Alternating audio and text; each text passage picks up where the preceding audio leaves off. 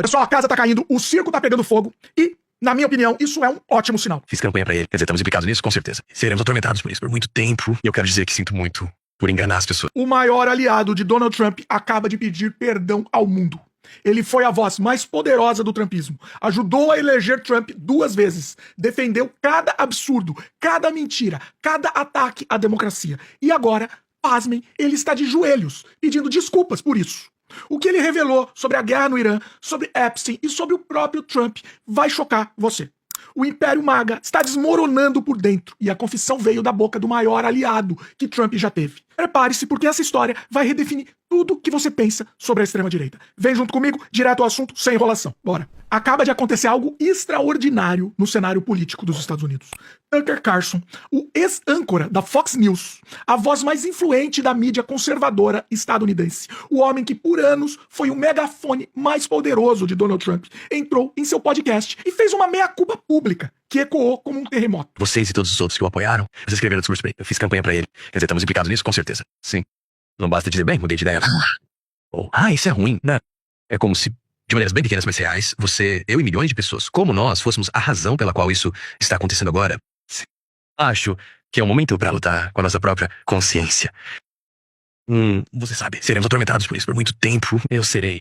E eu quero dizer que sinto muito por enganar as pessoas. Não foi intencional. É tudo que... São palavras que estão ecoando o mundo. Ele pede desculpas por ter enganado as pessoas. Essa declaração foi feita em um episódio de seu programa, The Tucker Carlson Show, ao lado do irmão Buckley, ex-redator de discursos de Trump.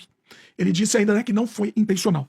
E o mais impactante veio em seguida, quando Carlson admitiu que ele e seu irmão estão implicados nisso, com certeza, e que serão atormentados por muito tempo, por terem ajudado Trump a retornar à Casa Branca.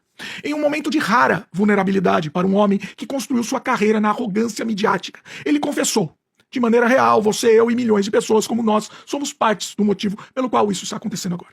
Agora, para a gente entender a dimensão do que aconteceu, pessoal, é preciso entender quem é Tucker Carlson.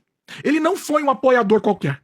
Durante a campanha de 2024, Carlson esteve ao lado de Trump em momentos cruciais, inclusive discursando na Convenção Nacional Republicana, onde declarou que a sobrevivência de Trump a uma tentativa de assassinato equivaleria a uma intervenção divina, que Deus havia escolhido salvar Trump porque tinha um plano para ele liderar o país. Abre aspas, algo maior está acontecendo aqui, disse Carlson na ocasião. Agora, o mesmo Carlson insinuou em seu programa que Trump poderia ser o anticristo.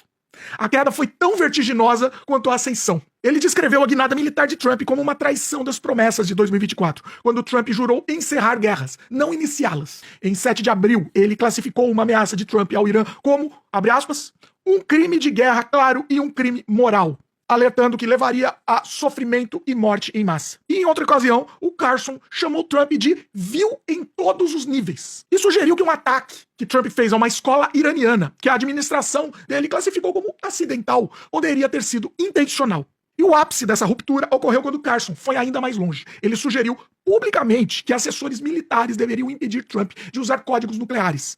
Abre aspas. Descubram vocês mesmos os códigos da maleta nuclear, disse ele. Porque tudo está em jogo agora. Fecha aspas. Para um conservador da estatura de Carlson, sugerir abertamente que um presidente republicano não está apto a controlar o arsenal nuclear, a mensagem não poderia ser mais clara. Ele explicou em seu podcast que Trump estava plenamente ciente dos riscos, que ele estava plenamente ciente de que era uma traição de suas promessas explícitas por 10 anos de não fazer isso, e ele fez isso contra a própria vontade. Fecha aspas. Carlson chegou a chamar Trump de escravo de Israel e do primeiro-ministro Benjamin Netanyahu. Mas a guerra no Irã foi apenas uma parte da história. Carlson também direcionou suas baterias para o caso Jeffrey Epstein, um escândalo que Trump tentou a todo custo enterrar, e tenta até hoje. Em discursos anteriores, Carlson já havia insinuado que Epstein trabalhava para os serviços de inteligência israelenses, afirmando que todos em Washington pensam isso, mas ninguém tem coragem de dizer em voz alta. E ele ainda falou: a verdadeira questão não é se Jeffrey Epstein era um esquisito que abusava de meninas. A verdadeira questão é por que ele estava fazendo isso, em nome de quem e de onde veio o dinheiro. Questionou Carlson e aí ele responde: a resposta real é que Jeffrey Epstein estava trabalhando para serviços de inteligência, provavelmente não dos Estados Unidos. Fecha aspas. Ao levantar a questão Epstein, Carlson tocou em um dos nervos mais expostos da administração Trump. Um caso que envolve diretamente o próprio Trump. Lawrence O'Donnell, apresentador do MSNBC, fez uma análise cirúrgica do que a reviravolta de Carlson realmente significa.